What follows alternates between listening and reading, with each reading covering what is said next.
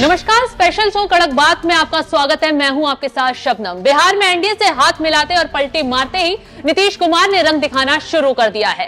लालू यादव तेजस्वी के चहेतों पर पहला एक्शन लिया, जिससे आरजेडी में भूचाल आ गया।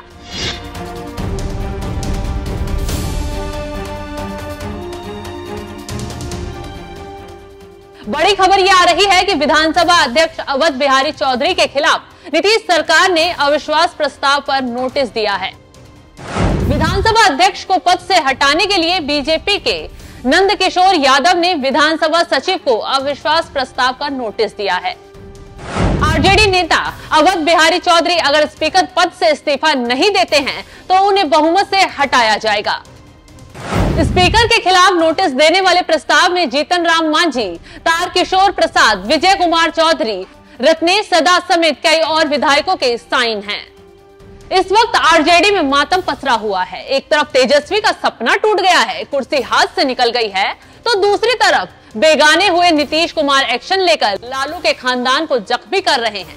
रो रो कर आरजेडी नेता नीतीश कुमार को कोस रहे हैं। आप ऐसा दोस्त कैसे खो सकते हैं जो आपका कभी दोस्त ही नहीं था? तो भरोसे का अगर पूरे देश में हत्या हुई है ना कहीं नीतीश कुमार जी जब आईने के सामने कंघी करने के लिए वगैरह जाएंगे, उन्हें कष्ट होगा। मैं जानता हूं ना, उन्हें कष्ट होगा।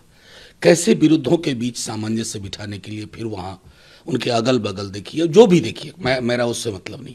लेकिन एक सरकार जो बहुजन चरित्र के साथ समाजवादी सरोकारों पर आगे बढ़ रही थी, युवाओं में देखिए क्या हताशा का माहौल आ गया। पहली बार नौकरी, 17 साल से ये सरकार में थे, लेकिन 17 महीने में ही क्यों इतनी नौकरियां मिली? जो व्यक्ति कहा करते थे कहां से लाएगा पैसा, मेरे नेता, मेरी पार्टी किसी न किसी प्रकार से प्रतिबद्ध थी कि अपने एजेंडे पर हम काम करेंगे। तो अब आरजेडी नेताओं के पछतावे से कुछ होने वाला नहीं है, क्योंकि पहले नीतीश की कदर नहीं की, कुर्सी छोड़ने के लिए उन पर दबाव बनाते रहे, और जब नीतीश ने उन्हें छोड़ा तो रोना ही रो रहे हैं। खैर, अभी तो खेल की शुरुआत हुई है, आगे आगे देखिए कैसे नीतीश उनकी जमीन हिलाते हैं। स्पीकर को हटाने के लिए पूरा कुनबा जुट गया है। अगर अवध बिहारी चौधरी इस्तीफा नहीं देते तो अविश्वास प्रस्ताव से हटना तय है। उन्हें हटाने का गणित भी समझ ही लीजिए। एनडीए के पास 128 विधायक हैं, विपक्षी महागठबंधन के पास 114 विधायक हैं। स्पीकर अवध बिहारी चौधरी के खिलाफ 128 विधायकों के होने से उनका हटना तय है। अभी नई सरकार को बहुमत साबित करना बाकी है। बीजेपी को आशंका है कि आरजेडी का स्पीकर पहले से उन्हें फ्लोर टेस्ट में परेशानी हो सकती है।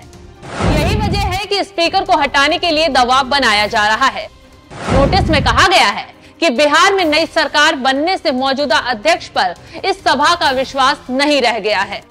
लालू के लाल नीतीश के एक्शन से रो भी रहे हैं और हिकड़ी भी दिखा रहे हैं। रस्सी जल गई लेकिन बल नहीं गया। अभी तो तेजस्वी यादव कुर्सी जाने के बाद चिल्ला चिल्ला कर कह रहे थे कि अभी तो खेल बाकी है। स्पष्ट रूप से मैं कह देना चाहता हूँ कि अभी खेल शुरू हुई है, अभी खेल बाकी है, और मैं जो कहता हूँ वो करता हूँ। और आप लिख के ले लीजिए, जनता दल यूनाइटेड जो पार्टी है 2024 में ही खत्म हो जाएगी, ये निश्चित रूप से लिख लीजिए। और अभी तो खेल शुरू हुआ है, खेल बाकी है।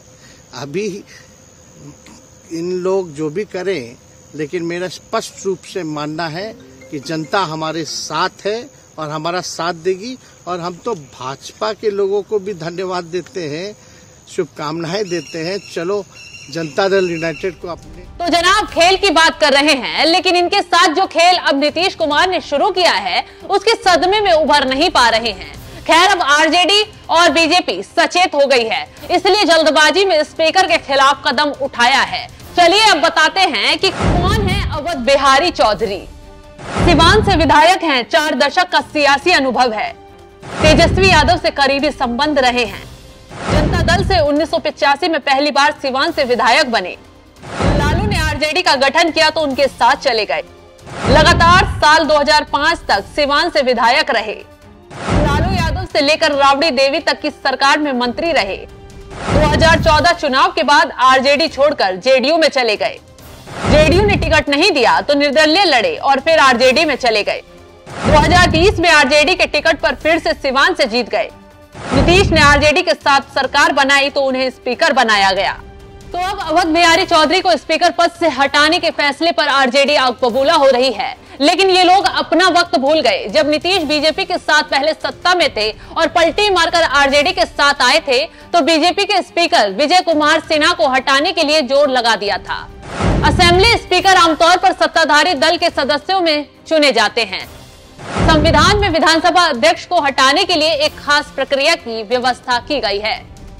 अब जब सत्ता ही हाथ से चली गई तो आरजेडी की मनमानी स्पीकर पद को लेकर काम आने वाली नहीं है, क्योंकि जिसके हाथ में बहुमत है वही असली खिलाड़ी कहलाएगा। अब अवध बिहारी चौधरी के खिलाफ प्रस्ताव पत्र दे दिया गया है। जल्द एक्शन शुरू होगा और असली खेल हो जाएगा। इस खबर पर क्या है आपकी राय, कमेंट कर जरूर बताएं।